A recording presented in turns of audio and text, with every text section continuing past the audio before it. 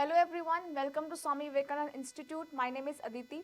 So today in this session we are going to discuss about growth and development. यहाँ पर जो growth and development है वो एक आपकी नेक्स्ट यूनिट है ह्यूमन चाइल्ड एंड डेवलपमेंट की, जिसमें हम डिस्कस करेंगे सबसे पहले ग्रोथ एंड डेवलपमेंट के बारे में। डिस्कस करने से पहले मैं आपको बताना चाहती हूँ कि यहाँ पर ग्रोथ एंड डेवलपमेंट का मतलब क्या है। देखिए, क्या यहाँ पर ग्रोथ एंड डेवलपमेंट सेम है, क्या यहाँ पर ग्रोथ एंड डेवलपमेंट डिफरेंट है? तो इनके बारे में मैं पहले एक क्वेश्चन पूछना चाहती हूँ। यहाँ पर हमारा क्वेश्चन क्या है? We use growth and development interchangeably as synonyms term. क्या हम ग्रोथ और डेवलपमेंट को इंटरचेंज कर सकते हैं? क्या हम ग्रोथ को डेवलपमेंट बोल सकते हैं और डेवलपमेंट को ग्रोथ बोल सकते हैं? नहीं बोल सकते। ठीक है, क्यों नहीं बोल सकते? देखो, ग्रोथ का मतलब क्या होता है? यहाँ पर मेरे पास दो टर्म्स है, एक ग्रोथ है, एक डेवलपमेंट है।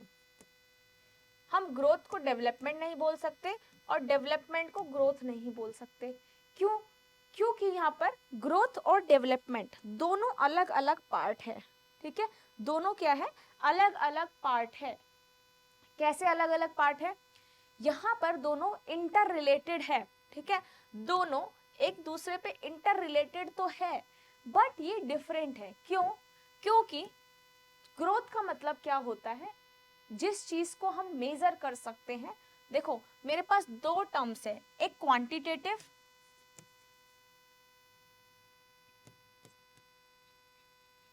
एक क्वालिटेटिव। ठीक है ना? अब यहाँ पर जिस चीज को हम मेजर कर सकते हैं उसको हम बोलते हैं क्वांटिटेटिव, और जिस चीज को हम मेजर नहीं कर सकते उसको हम बोलते हैं क्वालिटेटिव। राइट? तो यहाँ पे ग्रोथ क्या है? क्वांटिटेटिव, जिसको हम मेजर कर सकते हैं। राइट? तो यहाँ पे मेजर कैसे कर सकते हैं? In terms of height, weight, size, body size. ठीक है, तो यहाँ पर हम इनको क्या कर सकते हैं? काउंट कर सकते हैं। तो जिस चीज को हम काउंट कर सकते हैं उसको हम बोलते हैं क्वांटिटेटिव, और जिस चीज को हम काउंट नहीं कर सकते उसको हम बोलते हैं क्वालिटेटिव। राइट? तो अब मैं अगर ग्रोथ की बात करूं तो ग्रोथ में क्या है? ग्रोथ को हम काउंट कर सकते हैं। राइट? तो हम ग्रोथ को काउंट कर सकते हैं। जैसे हम किसी की हाइट देख सकते हैं, वेट। अब देखो, जो बच्चे हैं पहले उनका वेट 10 किलो, फिर जैसे ग्रोथ होती रहती है 15 किलो, 20 किलो, तो यहाँ पर हम क्या है? हम उसको देख सकते हैं, हम काउंट कर सकते हैं। जैसे किसी का 50 वेट है, 55 है, 60 है, तो हम ये चीज देख पा रहे हैं, इनको हम काउंट कर सकते हैं। Which can be countable is known as quantitative change. जिनको हम मेजर कर सकते हैं या जिनको हम काउंट कर सकते हैं उसको बोलते हैं क्वांटिटेटिव चेंज। जैसे हम हाइट को मेजर कर सकते हैं, है ना? मेजर कर सकते हैं ना कि 5 फुट है, 5 फुट 2 है, 5 फुट 3 इंचेस है, 4 है। तो यहाँ पर हम क्या कर सकते हैं? हाइट को अगेन काउंट कर सकते हैं। राइट? बॉडी साइज को हम देख सकते हैं ना, कोई पहले पतला था, मोटा हो गया, या मोटे से पतला हो गया, या वैसा ही है। तो हम इस चीज को मेजर कर सकते हैं, हम इस चीज को देख सकते हैं, हम इस चीज को काउंट कर सकते हैं। तो इसको हम बोलते हैं क्वांटिटेटिव। राइट? अब अगर मैं क्वालिटेटिव की बात करूं तो क्वालिटेटिव का मतलब है जिसको हम काउंट नहीं कर सकते और जिसको हम मेजर नहीं कर सकते उसको हम बोलते हैं क्वालिटेटिव चेंजेस। अब ग्रोथ और डेवलपमेंट का मतलब क्या है? देखो, growth and development inter related है, आपस में रिलेट करते हैं। राइट? लेकिन आप ग्रोथ को डेवलपमेंट नहीं बोल सकते और ना डेवलपमेंट को ग्रोथ बोल सकते। क्यों नहीं बोल सकते? क्योंकि ग्रोथ क्या है? क्वांटिटेटिव है, और डेवलपमेंट क्या है? Qualitative plus quantitative. ठीक है, बोथ। वो कैसे? देखो, डेवलपमेंट में आपका ओवरऑल डेवलपमेंट आता है। देखो, मैंने क्वांटिटेटिव तो बता दिया जिसको आप मेजर कर सकते हो, जैसे हाइट, वेट, बॉडी साइज, ये सारे क्वांटिटेटिव। क्वालिटेटिव में जैसे मान लो लोगों का ब्रेन डेवलपमेंट हो रहा है। पहले बच्चे थे, ठीक है, रीजनिंग के क्वेश्चन सॉल्व नहीं होते, जैसे धीरे धीरे बड़े होते हैं वैसे ही मैथमेटिक्स, रीजनिंग या कोई भी सब्जेक्ट जो है वो थोड़ा इंक्रीज होने लगता है, समझ में आने लगता है। क्यों? क्योंकि यहाँ पे ब्रेन जो है वो धीरे धीरे डेवलप हो रहा है। तो जो ब्रेन डेवलपमेंट है, क्या आप उसको देख पा रहे हो? क्या आप उसको मेजर कर सकते हो? नहीं कर सकते। क्या आप आईक्यू को मेजर कर सकते हो? कर तो सकते हो ना? नहीं कर सकते ना। तो यहाँ पर जो भी आपके ऐसे चेंजेस है जिनको आप मेजर नहीं कर सकते, उसको आप बोलते हो क्वालिटेटिव चेंजेस। ठीक है। जैसे मैं कॉग्निटिव डेवलपमेंट की बात करूं, बिहेवियर चेंज की बात करूं, पहले बच्चे होते हैं, मेच्योर नहीं होते, फिर धीरे धीरे मेच्योर होना स्टार्ट हो जाते हैं। तो क्या वो क्वांटिटेटिव है? क्या आप उसको मेजर कर सकते हो, काउंट कर सकते हो? नहीं कर सकते, क्योंकि वो बिहेवियर डेवलपमेंट है, राइट। तो वो क्या है? क्वालिटेटिव, जिसको आप काउंट नहीं कर सकते, डेवलपमेंट हो रहा है। ठीक है। तो ये डिफरेंस है दोनों ग्रोथ एंड डेवलपमेंट में। तो क्वेश्चन में टर्म्स था, आप इन टर्म्स को इंटरचेंज नहीं कर सकते, बट आपस में ये दोनों इंटर रिलेट करती हैं। ठीक है। नेक्स्ट अब पढ़ सकते हैं हम ग्रोथ के बारे में। ग्रोथ क्या है? एक क्वांटिटेटिव चेंज है जिनको आप काउंट कर सकते हो, मेजर कर सकते हो। जैसे साइज कितना बढ़ रहा है, स्ट्रक्चर क्या है बॉडी का, जिसको आप मेजर कर सकते हो। इसमें फिजिकल ग्रोथ, आप बेसिकली यहाँ पे फिजिकल ग्रोथ पे फोकस करते हो। ग्रोथ ऑफ साइज का, साइज कैसा हो रहा है, इंटरनल ऑर्गन्स कैसे ग्रो कर रहे हैं। ठीक है। ब्रेन के साथ जो है, जैसे जैसे ब्रेन डेवलप होता है वैसे ही बच्चा लर्निंग सीखता है, रिमेंबर करना सीखता है, और रीजनिंग, उसका जो आईक्यू लेवल है वो धीरे धीरे स्ट्रॉन्ग होता जाता है।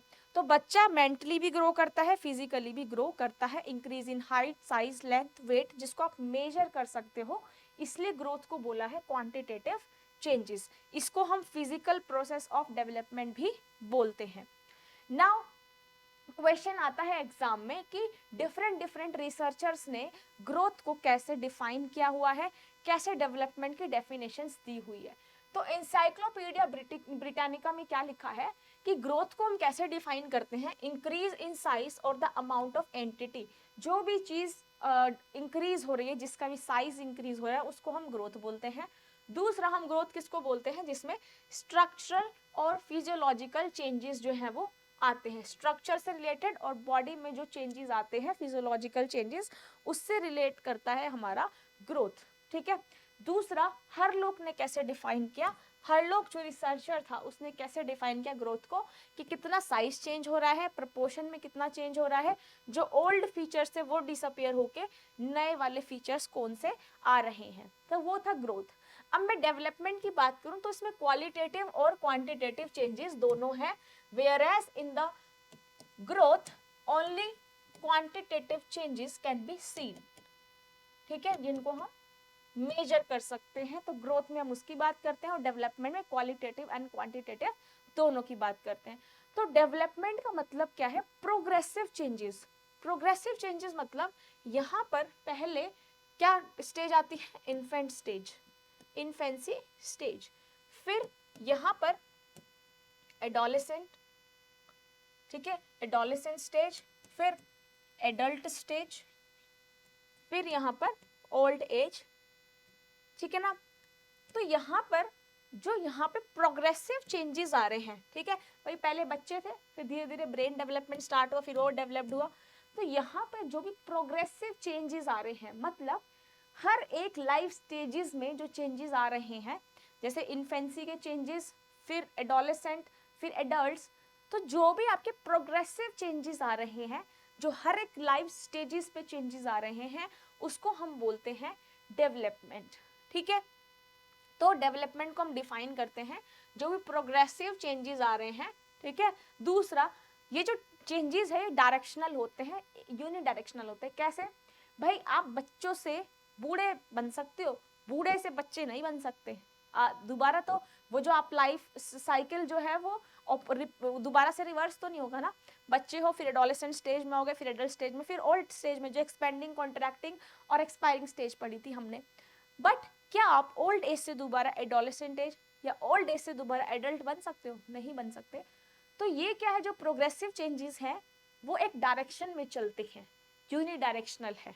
ठीक है, जिनको रिवर्स नहीं किया जा सकता। तो ये आता है डेवलपमेंट में।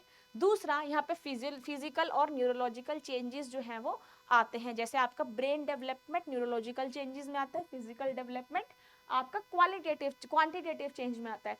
इसलिए डेवलपमेंट को क्वांटिटेटिव और क्वालिटेटिव दोनों बोला है, क्योंकि इसमें फिजिकल चेंजेस भी यहाँ पर आते हैं। दूसरा यहाँ पर डेवलपमेंट किसकी वजह से होता है, मैचुरेशन एंड लर्निंग की वजह से। अब हम मैचुरेशन और लर्निंग का भी डिफरेंस पढ़ेंगे। अब एग्जाम्पल क्या है क्वालिटेटिव का, कॉग्निटिव डेवलपमेंट, जैसे बिहेवियर डेवलपमेंट। क्या बिहेवियर डेवलपमेंट को आप मेजर कर सकते हो, नहीं कर सकते। इन्फेंट्स हैं, अनमेच्योर होते हैं, फिर मेच्योर होते होते चले जाते हैं। तो ये सारी चीज़ें क्या हैं, क्वालिटेटिव है, जिनको आप ना काउंट कर सकते हो ना मेजर कर सकते हो। तो नेक्स्ट यहाँ पे अगर मैं बात करूँ मैचुरेशन का, मैचुरेशन का यहाँ पर मतलब क्या है, जो मैचुरेशन है मतलब मेच्योरिटी, ठीक है। अगर मैं लेमन लैंग्वेज में बोलूँ तो मैचुरेशन इज मेच्योरिटी। अब हम इसको डिफाइन कैसे करेंगे, तो मैचुरेशन मूव करता है फ्रॉम डिपेंडेंसी टू ऑटोनॉमी। ये क्वेश्चन आता है, डिपेंडेंसी टू ऑटोनॉमी मतलब पहले हम अपने मम्मी पे डिपेंड रहते हैं, हम अपने पेरेंट्स पे डिपेंड रहते हैं, फिर हम इंडिपेंडेंट हो जाते हैं। तो जब हम इंडिपेंडेंट हो जाते हैं, जिसको हम ऑटोनोमस बोलते हैं, ऑटोनॉमी बोलते हैं, self dependent, right, self dependent is autonomy. तो यहाँ पर मैचुरेशन को हम कैसे डिफाइन करते हैं, it moves from dependency to autonomy. For example, पहले हम अपने पेरेंट्स पे डिपेंड रहते हैं, फिर हम इंडिपेंडेंट हो जाते हैं, सेल्फ डिपेंडेंट हो जाते हैं। तो यहाँ पर दूसरा, हम किसी एक पर्टिकुलर स्किल को एक्वायर कर लेते हैं। फॉर एग्जाम्पल, पहले मुझे कुकिंग नहीं आती थी, ठीक है, पहले हम कुक नहीं कर पाते थे, जब हम 2 साल के थे, 5 साल के थे, 7 साल के थे, हमें कुकिंग नहीं आती थी, तो हम किस पे डिपेंड रहते थे, मदर पे डिपेंड रहते थे, ठीक है, क्योंकि मम्मी जो है वो अच्छा खाना भी बनाती है, उनकी स्किल्स भी अच्छी है, हमें नहीं आता खाना बनाना। जैसे जैसे हम बड़े होते हैं, जैसे जैसे हम एडल्ट स्टेज पे जाते हैं, मेनली एडल्ट स्टेज पे, तो हमें खाना बनाना भी आ जाता है, हमें सब काम करने आ जाते हैं। क्यों, क्योंकि एक मेच्योरिटी आ जाती है, हम सेल्फ डिपेंडेंट हो जाते हैं। तो यहाँ पर जो कुकिंग स्किल है वो धीरे धीरे डेवलप हुई ना, धीरे धीरे प्रोग्रेसिव चेंजेस आए उस स्किल्स में, तो वो क्या है, किसके अंदर आते हैं, डेवलपमेंट के अंदर, ठीक है। लेकिन यहाँ पे मैचुरेशन तो आई ना, पहले मैं कुक नहीं कर पाती थी, अब मैं कुक कर रही हूँ, तो मैं कैसे मूव करी, आपका डिपेंडेंसी टू ऑटोनॉमी। पहले मम्मी पर डिपेंडेंट थी खाना बनाने के लिए, आज मैं खाना खुद कुक कर लेती हूँ। तो मैं कैसे मूव करी फ्रॉम डिपेंडेंसी टू ऑटोनॉमी। तो यहाँ पर मेरी एक स्किल जो मैंने एक्वायर करी, कुकिंग की स्किल, वो भी क्या हुई, इम्प्रूव हुई, ठीक है। तो ये क्या है, डेवलपमेंट। दूसरा, मेच्योरिटी किस पे डिपेंड करती है, हेरिडिटी पे डिपेंड करती है, ठीक है। जो आप घर में इन्वायरमेंट देखोगे वहीं से आप सीखोगे, ये तो आपका इन्वायरमेंटल हो गया। हेरिडिटी जो आप पेरेंट्स से सीखते हो, जो पेरेंट्स के जीन्स जो अल्ट्रेशन होता है, दैट इज हेरिडिटी। नेक्स्ट, जो डेवलपमेंट किस पे डिपेंड करती है, आपकी लर्निंग इन्वायरमेंट पे। बहुत सारे बच्चे इन्वायरमेंट को देख के सीखते हैं, कि जो बाहर देख कर आए हैं। जैसे यहाँ पर बहुत सारे हम प्ले पढ़ेंगे, parallel play, associative play, group play. तो इसमें क्या है, पहले जब बच्चा छोटा होता है तो वो अकेला खेलना पसंद करता है, मतलब वो धीरे धीरे क्या है, अपना पहले वो खुद खेलता है, वही डिपेंडेंसी टू ऑटोनॉमी, ठीक है। पहले वो खुद खेलता है, अकेला खेलता है, फिर वो और लोगों को देख के उनके साथ खेलने लगता है, क्योंकि वो डेवलप हो जाता है, ठीक है, उसमें डेवलपमेंट स्टार्ट हो जाती है। तो वो क्या कर रहा है, इन्वायरमेंट से देख रहा है कि और बच्चे खेल रहे हैं, तो मुझे भी उनको ज्वाइन करना चाहिए। तो वो इन्वायरमेंट से सीख रहा है, इन्वायरमेंट में जाके खेल रहा है। तो यहाँ पर लर्निंग कहाँ से हो रही है, आउटसाइड, ठीक है, आउटसाइड द हाउस, इन्वायरमेंट में हो रहा है। तो यहाँ पर लर्निंग में जो यहाँ पर हम देखते हैं वो एक्सपीरियंस देखते हैं, कि मतलब जो बच्चे जो है कैसा एक्सपीरियंस कर रहे हैं, उनका बिहेवियर कैसे चेंज हो रहा है, ठीक है। जैसे घर में बच्चों का बिहेवियर अलग होता है, बाहर अलग होता है काफ़ी लोगों का। तो यहाँ पर बिहेवियर में चेंजेस आते हैं, क्यों, क्योंकि जो हम इन्वायरमेंट से सीख रहे हैं वही हम एक्ट करते हैं। दूसरा, डिपेंड करता है बच्चा किस इन्वायरमेंट में ग्रो कर रहा है।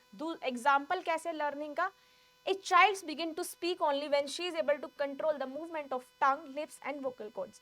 बच्चा तभी बोल पाएगा जब पहले वो अपनी टंग का मूवमेंट, लिप्स और वोकल कॉर्ड्स का मूवमेंट कंट्रोल कर पाए, ठीक है। और लर्निंग एक्सपीरियंस क्या है, जो हम सीखते हैं बाहर के एनवायरनमेंट से, दैट आर लर्निंग एक्सपीरियंस। दूसरा, वेबस्टर डिक्शनरी में डेवलपमेंट को कैसे डिफाइन किया, द सीरीज ऑफ चेंजेस, जो भी चेंजेस आते हैं, ठीक है, वो पास होते हैं from embryonic stage to maturity. वही आपका पहले इन्फेंट स्टेज, फिर एडोलेसेंट स्टेज, फिर एडल्ट स्टेज, फिर यहाँ पर ओल्ड एज।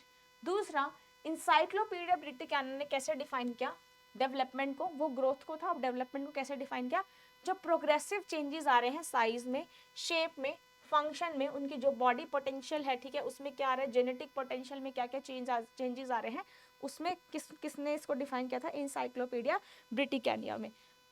दूसरा, क्रो एंड क्रो के अकॉर्डिंग डेवलपमेंट क्या है, डेवलपमेंट में है ग्रोथ भी आते हैं और वो सारे चेंजेस भी आते हैं, चाहे वो बिहेवियर के चेंजेस हो, चाहे वो बच्चा एनवायरनमेंट से सीखे, तो ये सारे चेंजेस आते हैं।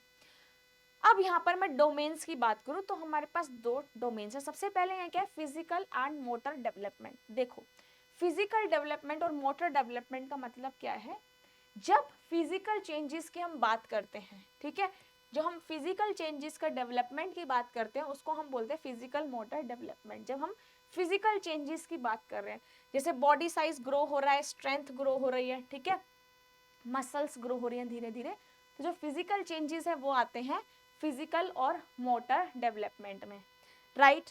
इसमें हमारे पास दो स्किल होती है, एक ग्रोस मोटर स्किल होती है, एक फाइन मोटर स्किल होती है, ठीक है। अब इन दोनों में डिफरेंस सुनिए क्या होता है। ग्रोस मोटर स्किल्स में, ग्रोस मोटर स्किल्स में मूवमेंट ऑफ लार्ज मसल्स, ठीक है। ग्रोस मोटर स्किल का मतलब क्या होता है, जब हमारी लार्ज मसल्स की मूवमेंट हो रही है तो वो किसके अंदर कैटेगराइज होती है, ग्रोस मोटर स्किल में। और जहां पर स्मॉल मसल्स की मूवमेंट हो रही है उस वो किस में कैटेगराइज होती है, फाइन मोटर स्किल में। तो ग्रोस मोटर स्किल क्या है, जिसमें जैसे मान लो बेबी जो है वो लार्ज मसल्स का यूज करता है मूवमेंट के लिए, उसको हम बोलते हैं ग्रोस मोटर स्किल। जैसे यहाँ पर आप एक बच्चा जो है खिलौने लेने के लिए भागता है, अब जब वो टॉय को लेने भागेगा तो उसमें मूवमेंट किसकी होगी, भाई पहले वो क्या करेगा, बैठेगा, ठीक है, क्रॉल करेगा, रोल करके जाएगा, ठीक है, ये तो बेसिक मूवमेंट हो गई, क्रॉलिंग है, रोलिंग है, ठीक है, और यहाँ पर क्या है, सिटिंग है। तो इनमें लार्ज मसल्स का यूज हो रहा है, तो किसके अंदर आया, ग्रोस मोटर स्किल में। दूसरा, जैसे बच्चा जो है उस खिलौने को लेने भागेगा तो उसमें किस किस की मूवमेंट होगी, उनके लार्ज मसल्स की मूवमेंट होगी, जैसे आर्म्स मूव करेंगे, लेग्स मूव करेंगे, शोल्डर मूव करेगा। भाई बच्चा भागेगा एक खिलौने को लेने के लिए तो उसमें हैंड यूज होगा, आर्म्स भी यूज होंगे, शोल्डर भी यूज होगा, तो इसमें जो मसल्स है वो लार्ज मसल्स का यूज हो रहा है, ठीक है, उसमें लार्ज मसल्स का यूज हो रहा है, तो हम उसको किस में कैटेगराइज करेंगे, ग्रोस मोटर स्किल में, फाइन। अब हम बात करते हैं फाइन मोटर स्किल की, ठीक है। ग्रोस मोटर में क्या है, जब यहाँ पर लार्ज मसल्स का यूज किया जाता है उसको हम कैटेगराइज करते हैं ग्रोस मोटर स्किल में। फाइन मोटर स्किल्स में क्या है, जब यहाँ पर स्मॉल मसल्स का यूज किया जाता है, ठीक है, जब यहाँ पे स्मॉल मसल्स का यूज किया जाता है उसको हम बोलते हैं फाइन मोटर स्किल्स। कैसे, फाइन मोटर स्किल्स में स्मॉल मसल की मूवमेंट होती है, ठीक है, स्मॉल मसल मूवमेंट, और इसमें लार्ज मसल्स की मूवमेंट होती है, ठीक है।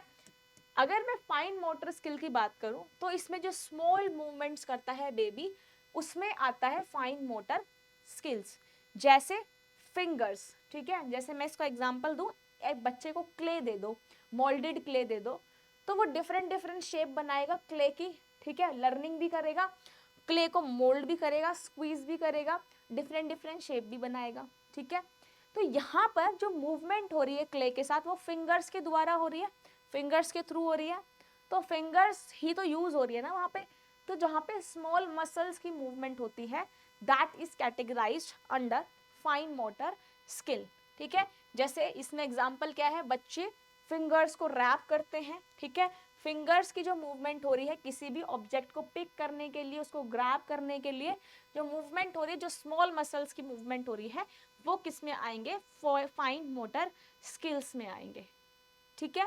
दूसरा, यहाँ पर आप क्ले वाला एग्जाम्पल, जैसे आपने मोल्डेड क्ले दे दी, तो बच्चे जो है क्ले के साथ कैसे खेल रहे हैं, कैसे पिक्चर बना रहे हैं, कैसे शेप क्रिएट कर रहे हैं, तो वो सारा आता है फाइन मोटर स्किल में। और यहाँ पे दूसरा एग्जाम्पल क्या है, baby trying to move his lips and tongues to ingest the food और taste something are also example of fine motor skill. जैसे बेबी टंग और लिप्स का यूज कर रहा है फूड को इंजेस्ट करने में, फूड को खाने में, तो वहां पे स्मॉल मूवमेंट्स हो रही है लिप्स एंड माउथ की। तो जो भी स्मॉल मूवमेंट्स होती है उसको हम बोलते हैं फाइन मोटर स्किल, और जिसमें लार्ज मसल्स की मूवमेंट होती है उसको हम बोलते हैं gross motor skill. So this is all about growth and development. आगे हम प्रिंसिपल्स के बारे में पढ़ेंगे, ठीक है, और क्या क्या हमें इसके बारे में पढ़ना है, कौन कौन सी स्टेजेस आती हैं, उन सब के बारे में हम डिस्कस करेंगे। तो कोई डाउट हो तो आप कमेंट बॉक्स में मेंशन कीजिए और सेशन को लाइक एंड शेयर ज़रूर कीजिए। Thank you so much. इसी तरीके से पढ़ते रहिए आप, और आपको PYQs मैं करा दूंगी, ठीक है, और अपना जो पढ़ाई है वो कंटिन्यू करे रखिए क्योंकि एग्ज़ाम की डेट जो है वो आ चुकी है। Thank you so much, bye and take care all of you.